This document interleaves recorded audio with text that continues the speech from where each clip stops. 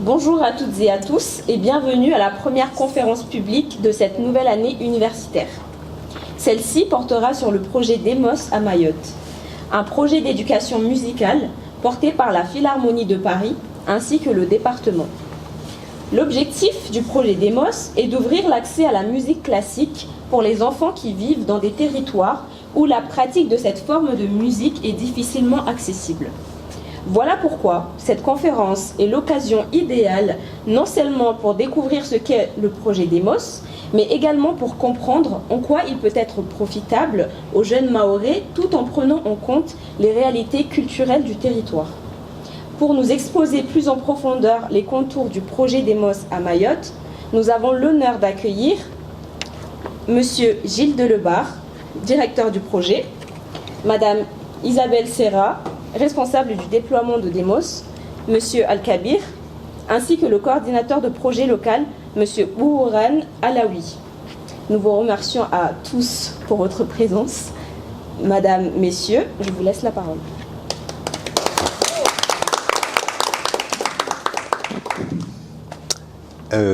Chers amis, donc je suis effectivement, comme Maïka l'a dit, le directeur du projet Demos pour la Philharmonie de Paris, est un des établissements dédiés à la musique qui est sous tutelle de l'État. C'est donc un des marqueurs symboliques de la politique culturelle de l'État et c'est un des plus gros établissements nationaux avec l'Opéra de Paris.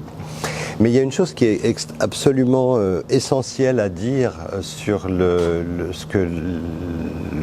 politique globale de la Philharmonie de Paris, c'est que nous accordons, dans cette grande institution, nous accordons une place extrêmement importante à l'éducation musicale. Comment ça se traduit ? Eh bien, ça se traduit par évidemment les budgets qui sont consacrés à l'éducation, mais pour que vous ayez une vision simple de ce que ça signifie, je peux vous dire qu'il y a environ 500 salariés permanents à la Philharmonie de Paris et que parmi ces 500 salariés permanents, il y en a 150 qui dédient leur action, leur travail est tourné vers l'éducation. Alors pourquoi est-ce qu'on accorde tant d'importance à l'éducation ? Eh bien parce qu'on pense que la culture en général et la musique en particulier, lorsque elle est au contact des citoyens et des jeunes en particulier, c'est quelque chose qui va contribuer à ce qu'ils puissent se construire. Je cite très souvent, lorsque je fais une intervention sur notre politique générale à la Philharmonie de Paris, une phrase d'un personnage de l'histoire du XXe siècle qui est un Indien, Rabindranath Tagore, et qui est quelqu'un qui a été prix Nobel de littérature, a consacré une place énorme aux questions éducatives en Inde au début du XXe siècle, et à toute l'innovation et le fait d'agir aussi sur les séparations entre les catégories sociales en Inde, pour lutter par exemple contre le système de caste. Et ce qu'il avait clairement fait, c'est qu'il avait mis en avant les pratiques artistiques et culturelles en général, avec cette phrase dont je me sers très souvent et qui est un moyen pour moi de donner du sens à l'ensemble de notre action éducative. Il disait la connaissance nous rend puissants, mais c'est la sympathie qui fait de nous des êtres entiers. Donc le message qui est envoyé, c'est que certes, c'est absolument indispensable de maîtriser ce qu'on appelle les savoirs fondamentaux, la lecture, l'écriture, les mathématiques, mais que par sympathie, il entendait ce qui pouvait être déclenché par les pratiques artistiques. Pourquoi ? Parce que les pratiques artistiques touchent directement aux profondeurs intérieures d'un être humain et que le fait de les avoir vécues de manière sensible est aussi quelque chose qui permet de l'identifier en soi-même, mais aussi d'être capable de les identifier chez les autres. Et donc, par l'art, par les pratiques artistiques, on a l'ambition d'aller vers des citoyens qui soient plus tournés vers l'empathie, vers la compréhension de qui sont les autres et d'être davantage dans des échanges. Et c'est ce socle, c'est celui sur lequel nous nous appuyons pour essayer de construire des actions éducatives. Ce qui veut dire que la place de la musique est évidemment fondamentale dans notre programme, mais c'est une place de la musique qui est revisitée aussi en fonction de ce qu'est le monde contemporain dans lequel nous vivons. Et ça, c'est une chose extrêmement importante parce que, certes, la musique favorise le développement des émotions intérieures d'un individu, favorise l'identification de ses émotions chez les autres, permet de mieux entrer en relation. Mais il y a la question de savoir quelle musique et comment est-ce que ça agit socialement aujourd'hui.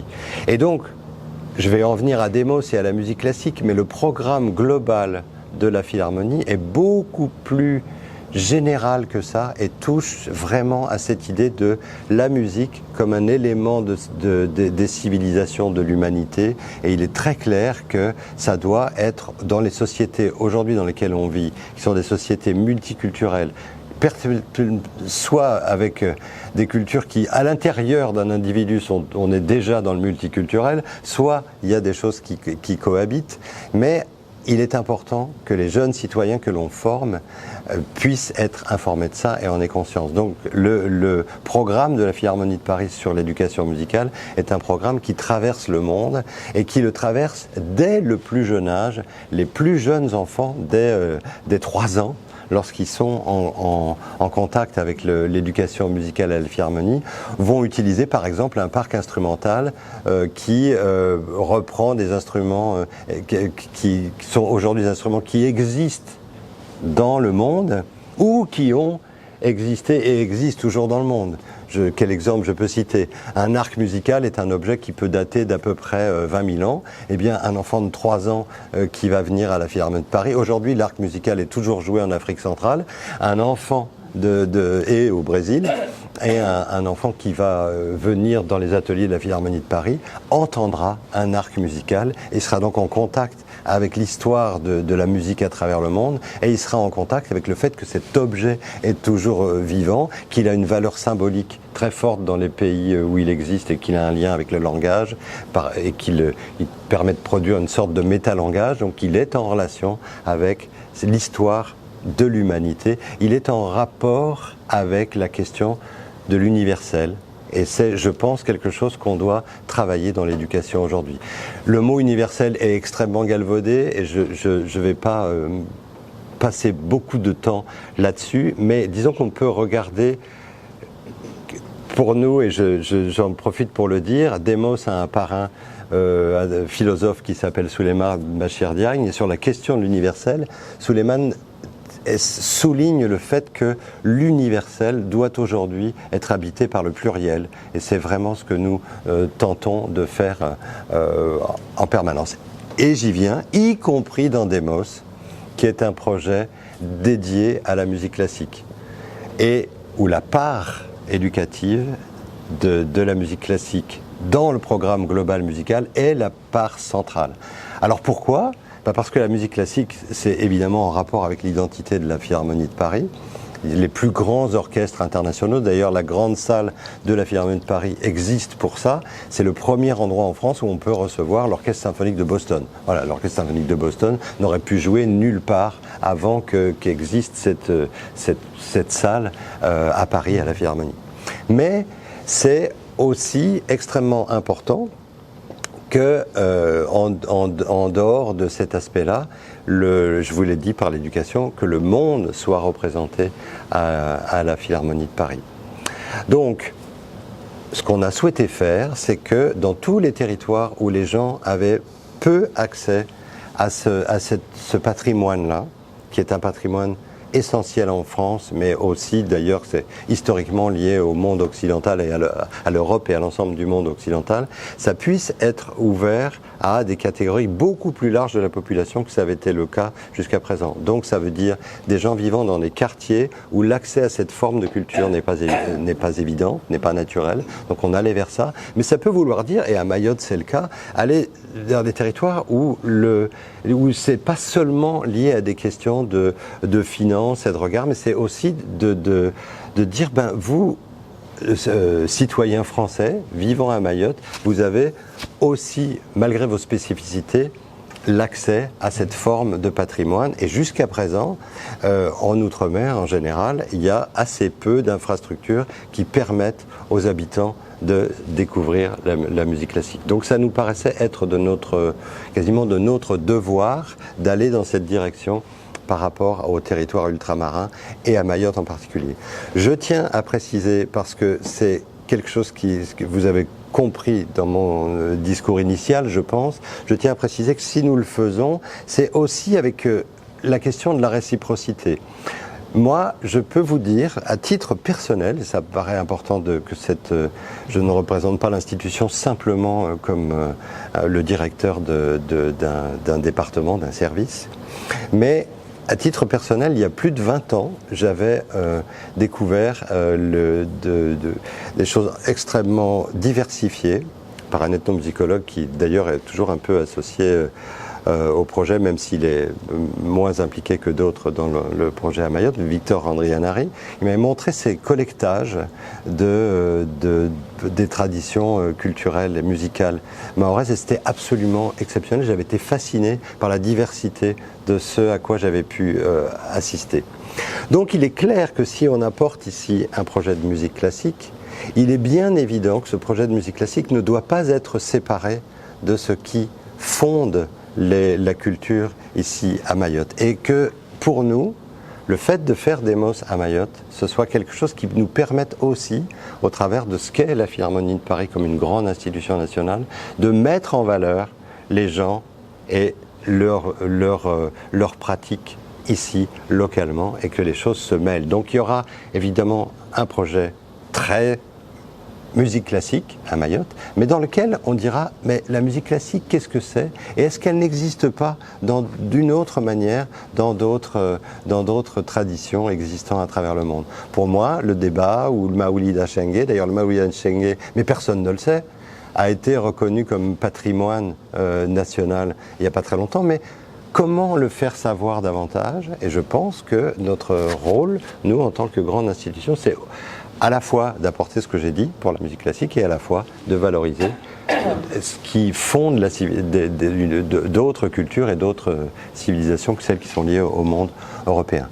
Voilà, comment ça marche concrètement? Alors, je vais dire trois mots là-dessus, et après je passerai la parole au porteur du projet Demos sur place, qui est l'Office départemental de la culture relié au département de Mayotte. Bon, comment ça marche? En gros, il y a là, concerné par le projet ici, 7 communes différentes, une centaine d'enfants, et cette centaine d'enfants va pratiquer la musique avec des instruments du monde classique, la clarinette, la flûte, le violon, l'alto, le violoncelle, des cuivres, et de manière relativement intensive, puisqu'il s'agit de la pratiquer 4 heures par semaine, par groupe de 15, de se rassembler une fois par mois en orchestre, dirigé par un chef, l'orchestre d'une centaine, et de se produire, il y a déjà eu un premier concert, enfin, première présentation publique du travail en fin d'année dernière.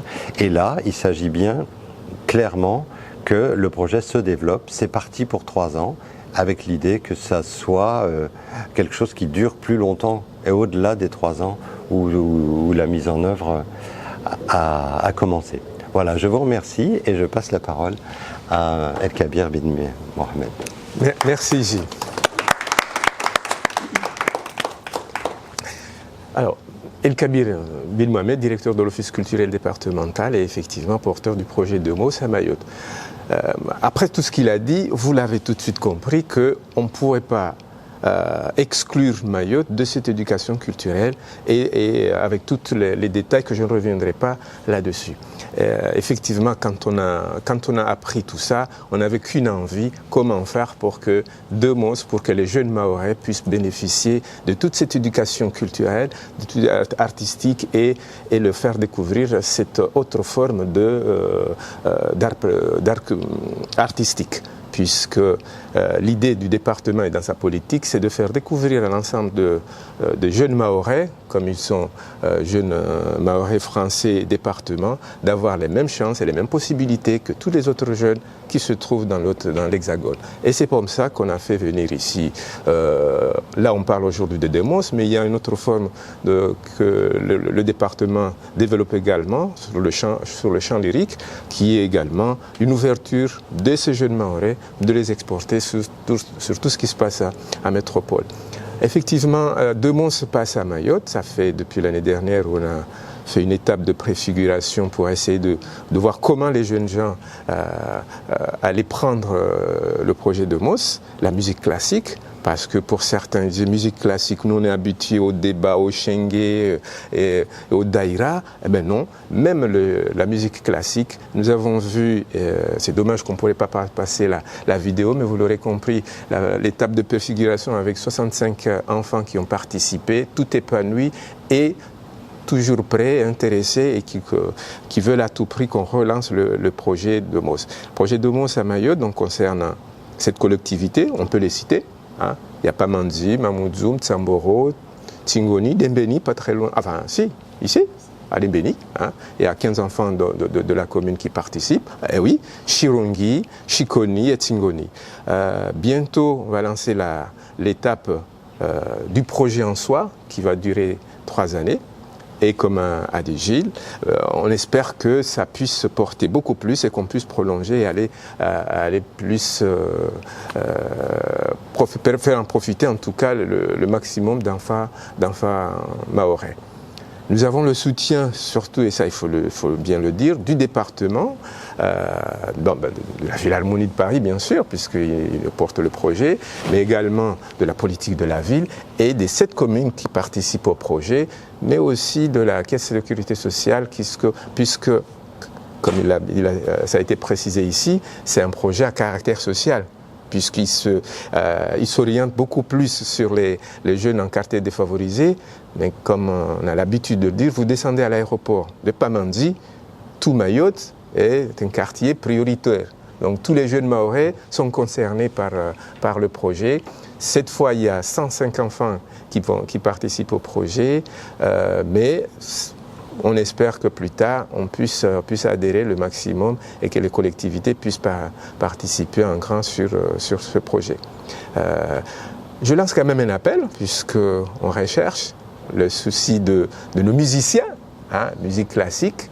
On n'a pas facilement des joueurs de gaboussi comme on peut en avoir, mais un violoniste ou autre, c'est quand même difficile à avoir. C'est pour ça qu'on a fait l'étape de préfiguration pour qu'on puisse voir un petit peu la portée de cette opération et que là, on est toujours à la recherche de musiciens, de flûtistes, tout musicien qui a accès à la symphonie, on est preneur, quel que soit. Et c'est un projet qui va durer 3 ans, comme on disait, on le répète, mais qui peut, une fois le projet Demos, même s'il s'est arrêté au bout de ces 3 ans, on pourra continuer à faire profiter, puisque derrière ce plan de formation, ce qui n'a pas peut-être été bien poussé, c'est qu'il y a une formation et que cette formation de tous les musiciens, ça a apporté sur place et c'est... Hein, oui, par exemple, les musiciens travailler avec Musique à Mayotte, c'est une chose, l'école de musique. Vous savez, c'est pas je vais dire qu'à Mayotte, malheureusement, on n'a qu'une école de musique. Mais M. Delbar l'a bien dit, on n'a pas la cité de la musique à Paris, ni à l'Opéra de Paris, mais on peut les faire venir ici. Et bien c'est comme ça qu'ils sont venus ici pour que nous, ça donne envie et que peut-être que demain des vocations on va les découvrir dans les 105 gamins qui viennent, même s'il n'y en a que 2. Ça sera 2 qu'on n'a pas aujourd'hui. Voilà, je vous remercie.